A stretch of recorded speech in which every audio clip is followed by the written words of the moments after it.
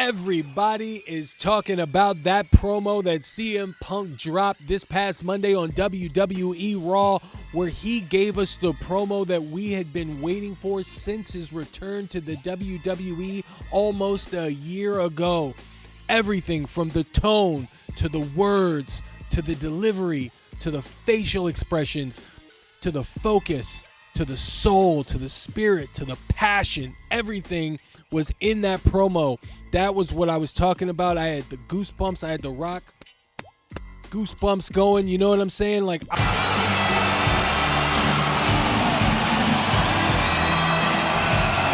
was super excited that we finally got this promo. He gave us the promo and tone that we had been waiting for since this feud really kicked into gear.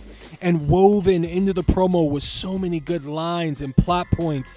And he was showing an anger that we were waiting for, that was needed to add to this already great story.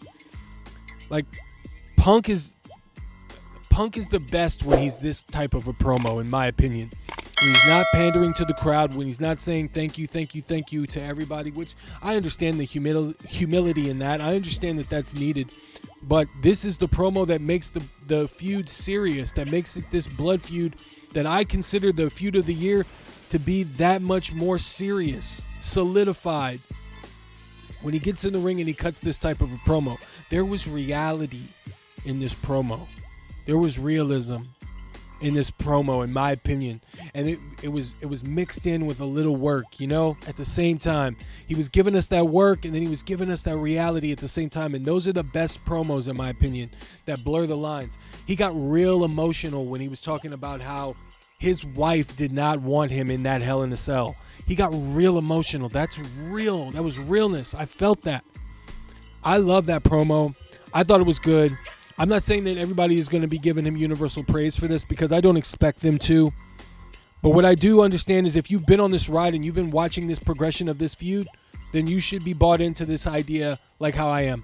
Which I've been watching this feud play out since Drew McIntyre stormed out and went to the back as CM Punk was coming out at Survivor Series in 2023. That's how long I've been paying attention to this. And I'm a CM Punk fan, so I've been watching this very closely. And this is the first time. And I watched CM Punk against Drew McIntyre at SummerSlam live. But this is the first time that I've gotten real excited about what they could potentially be pulling off at Bad Blood in the Hell in a Cell, which will be the main event. Drop it, hell. I want to hear about this, homie. I said forget about it, cuz. Oh, no. It needs to be the main event. It needs to be the main event. It has got to close Bad Blood. Historically speaking, it's the way to go. And also because Cody and Roman will be losing that tag match, hate to break it to you, they're going to be losing, and I talk about it in another video. Go check it out on my channel. It's going to close the show. And in this main event, CM Punk is going to win. Now, is he going to use a brick and crush Drew McIntyre's skull between the brick and the chair and do a concerto?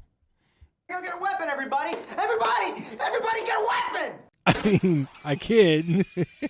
I mean, the dust from the brick and all that. I mean, it would be so petty.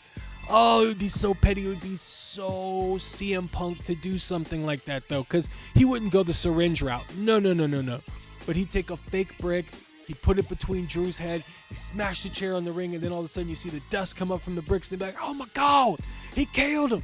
As God is my witness, he's broken in half. And then Punk will go on X later and go like, now that's how you use a brick, guys. I don't know, man. I kid around, but I think it would be spectacular. It would be a stroke of genius if they used a brick somehow. And do it the old school way. Do it the way that I believe they used a brick on Tommy Dreamer in ECW. I think it was if I'm not mistaken, it was the Dudley Boys. They had a brick on in between Tommy Dreamer's legs, and they used a chair, I think, to smash it on his nuts. Call me nuts, but I think that happened, and I could be wrong. Correct me if I'm wrong. But they could do something like that, where Drew could even do it. He can put the brick in between Punk's legs and smash the chair on it. I mean, there's a lot you can use with the brick that's not like trying to like end your career. I mean, you know, I think it would be hilarious if they did that. I don't think they should do it though. I'm kind of on the same page as Bully Ray, where I think that they should keep it to their fists and the steel cage. And I just think that's better. I think that it's a blood feud and it should go out as such, like an old school, like let the cage speak for itself type of thing. You know, I really think that that's probably the better way to go. But I mean, I believe some weapons are probably going to get involved here. I think that's just kind of the way that this feud should end, and it's going to end. This is the conclusion. This is the third act, and in the third act, you kind of get a callback to every single thing that has happened in classic wrestling feuds and classic wrestling storylines. They take it all and they give it to you all again in different ways so that you can remember everything that built up to this moment here. He's going to blow the kiss. He's going to trip him over a table. He's going to give him the middle finger. He's going to bring back the bracelet. He's going to pick him up over his shoulder. Drew McIntyre is going to pick Punk over his shoulder and carry him around the ring, his lifeless, bloody body, before he counts for the 2 count. And everybody's like, whoa, we thought this was over. I mean, these are the things that you're going to see in this match. They're going to tell a story. They're going to take you on a journey. This is the conclusion. This is the closing of the chapter. But I don't think it's the closing of the book. I personally feel like this is a program that you can go back to the well on for years and years to come. For years and years to come. When Drew McIntyre is trying to win the Royal Rumble and CM Punk's going after the championship, Drew can say, I'm going to win the Royal Rumble. I'm sorry, I'm not even going to try and do a Drew McIntyre accent. But he can say, I'm going on to win the Rumble, and then I'm going to beat Punk at WrestleMania or something. You know, like there's all kinds of stuff that they can do to keep this interesting and keep this going. They've got something here with this feud. This could be this can be talked about for years and years to come. It's going to be right alongside Hangman Adam Page and Swerve Strickland for different reasons, but I think it's going to be in the talk for Feud of the Year. Both of them will be. And I can see it going either way. Depending on the type of performance that you're looking for in professional wrestling, it could go either way between those two matches, those two programs, you know? So I can definitely see it going either way. But yeah, Punk and McIntyre are going to tell an amazing story in that Hell in a Cell. I don't think they should go to the top of the cell or anything like that.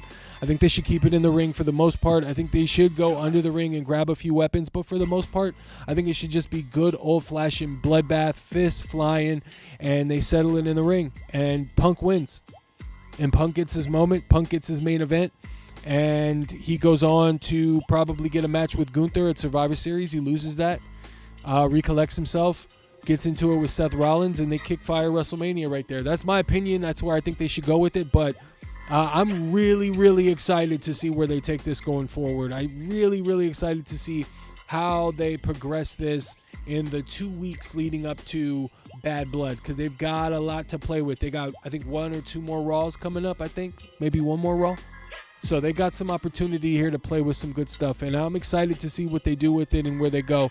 Could be some great, great television, but it's going to be a great match, and I can't wait for that match. But what do you guys think? Do you think CM Punk should use a brick at the Hell in a Cell? No, I'm just kidding. But what do you guys think? Do you think what do you think of the promo? Did you think that promo served its purpose? Do you think it helped facilitate this story of CM Punk, Drew McIntyre, and the Crimson Mask?